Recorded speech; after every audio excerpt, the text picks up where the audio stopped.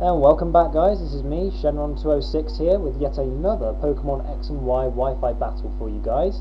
I've actually decided that I'm going to, since I've got a lot of Pokemon Wi-Fi battles on my 3DS, I was thinking of putting a few up on my YouTube channel just to keep my channel healthy. And some of them I was going to get rid of, like delete. But then I realised that most of the ones I've saved are actually battles I've enjoyed and I want to watch back. But because I want to make room for more battles in the future, I've had to sort of get rid of a few. Now, with some of them, I've just deleted them because I thought, nah, they're not that great.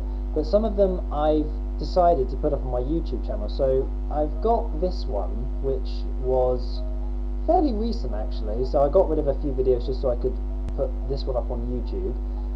So this is a Wi-Fi battle I had with, I can't pronounce her name because she's from a foreign country, but she does have quite a good team. It was quite an interesting battle. I decided to put a team up which I've actually never really used before. So as you can see, I have a Klefki, a Dragonite, a Volcarona, a Quagsire, a Toxicroak, and my Mega is a Bayonet, because I love Mega Bayonet. It's such a cool Pokemon, and I love ghost types, so yeah, that's just me.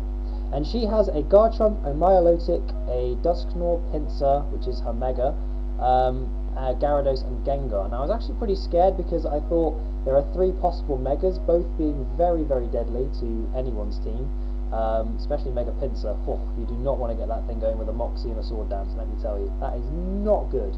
Not good. Anyway, so enough about me doing weird shit. I apologise for my language. I shall try and keep the swearing to a minimum, but I can make no guarantees because, yeah, it's really difficult for me not to swear because, I don't know, it's hard to explain. Anyway, enough of me ranting, let's just get straight on with the battle. So, here we go. Hope you guys enjoy, and I hope my commentary is pretty cool too. I'm sorry if you can see me reflected in the screen there. Really apologise for that as well. So first of all, she is going to lead off with her Gengar, and I lead off with my Klefki, my new support. Well, I just like to send it out, just to see what people are going to start doing, and I can start setting up my light screens and reflects. So I start things off by using a Thunder Wave because I wanted to make that Gengar as slow as possible, because Gengar is a very, very fast Pokemon, and I didn't want it to do lots of fast things and ruin my team. Luckily it went for the substitute. Now unfortunately it's kind of screwed itself over because I have Prankster on my Klefki. It means that any non-fighting type move will go first, so I was able to paralyze that thing before it got a substitute up, which kind of sucks for the Gengar because now it has it's lost some of its speed, and it's also got a chance to be flinched by the Thunder Wave.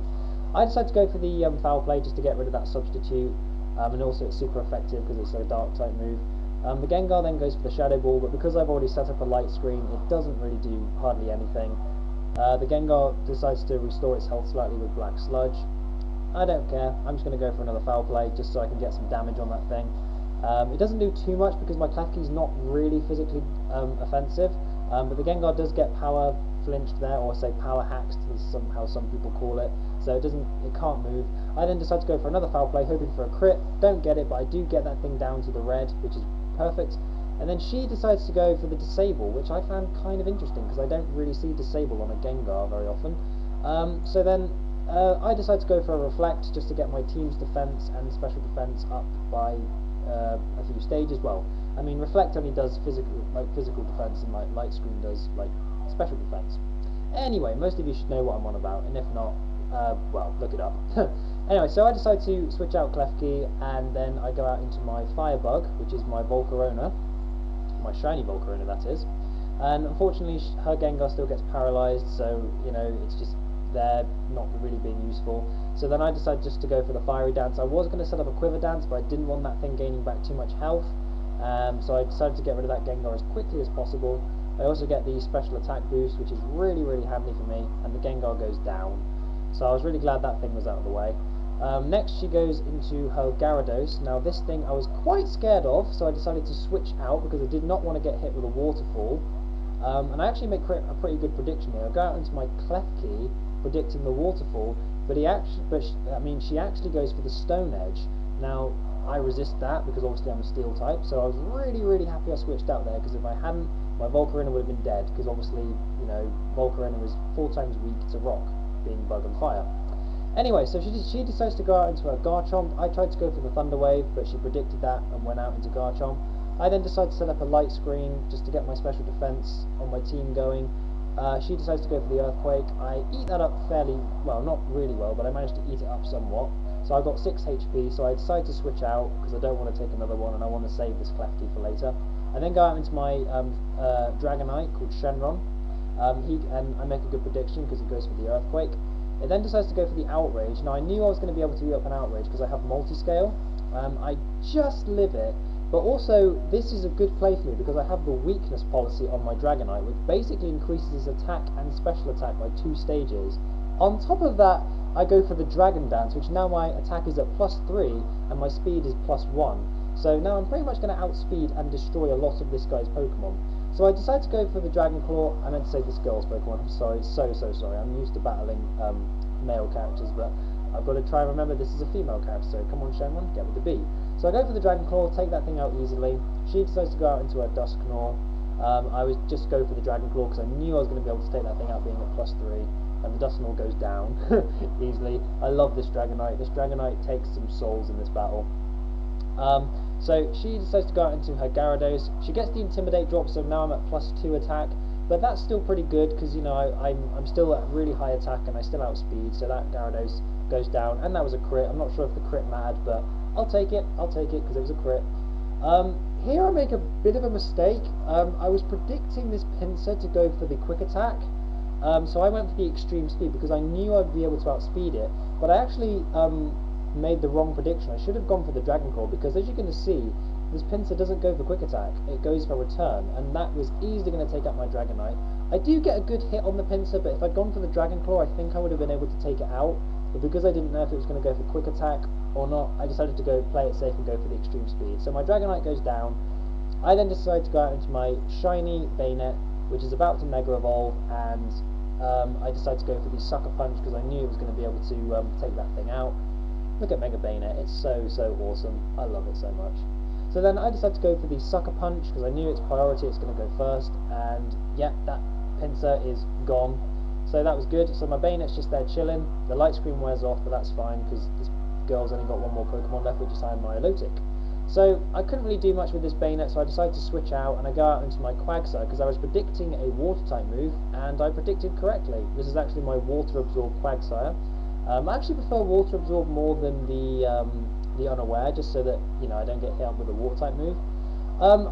She actually makes a really good play here and goes for the Hidden Power Grass. I barely just survived, which I was really surprised about, but I do get the Toxic, which I was really happy about. So now that thing's going to be taking a lot of damage. So being smart, I switch out because I do not want to take another Hidden Power Ice, and I decide to go out into my Volcarona. And this is where it's pretty much good game because I switch out. I was kind of hoping that she was going for the Hidden Power Grass again, and she does, so my Volcarona is easily going to eat that up because it resists it by 4. So yeah, Volcarona's just there going, yep, nommy, thank you very much, may I have another? I've also got leftovers on that thing, so it didn't really do a damn thing to Volcarona. I then decide to go for the Quiver Dance because obviously I'm going to get my speed, my special defense, and my special attack up by 1 stage each. And because that thing's toxic, it's going to be losing a lot of health each time it's stayed in, because that's what toxic does. It wears you down on each turn, which I think is really useful for Pokemon that like to set up and stuff. So she decides to go for the Scald. I knew I was going to beat that up because obviously, you know, I've got a Quiver Dance up, and you know, Volcarona is very specially defensive. Well, my one is anyway. Mine's max special defense and max special attack, with a little bit of investment in speed to obviously make it go first. So she gets the leftovers recovery, but that's really not going to matter because the Toxic, as you can see, is beginning to wear it down slowly. I decide to just sit here and marinate and just go for more Quiver Dances, getting my special attack and special defense and speed up. So I'm really just chilling, just waiting for the Toxic to do its job. She decides to go for another Scald, but the Scald is doing less and less damage each turn. So I knew I was going to be able to eat that up. And to add insult to injury, I have the Roost. Yes, I have the Roost. So this poor girl is probably thinking, oh crap, there's nothing I can do right now. So I was just kind of, just delaying the point where, Toxic would take this thing's health down so I could finish it off with a Bug Buzz. So she decides to go for a Scald again. It doesn't do a damn thing, as you're going to see. I eat it up, quite easily, get leftovers recovery, and I think this turn I go for the Bug Buzz because the Toxic wears it down fairly well, I think. So this could be the moment where I go for the Bug Buzz. So just going to see, I can't remember because this battle was quite a while ago. Yes, I think I go for the Bug Buzz now. So yeah, go for the Bug Buzz, and that is game. So that was actually quite an interesting battle, so good game. And yeah, my Milotic goes down, and I only lost one Pokemon, so that was actually really good. So, hope you guys enjoyed the battle, and I shall love you and leave you. See you next time.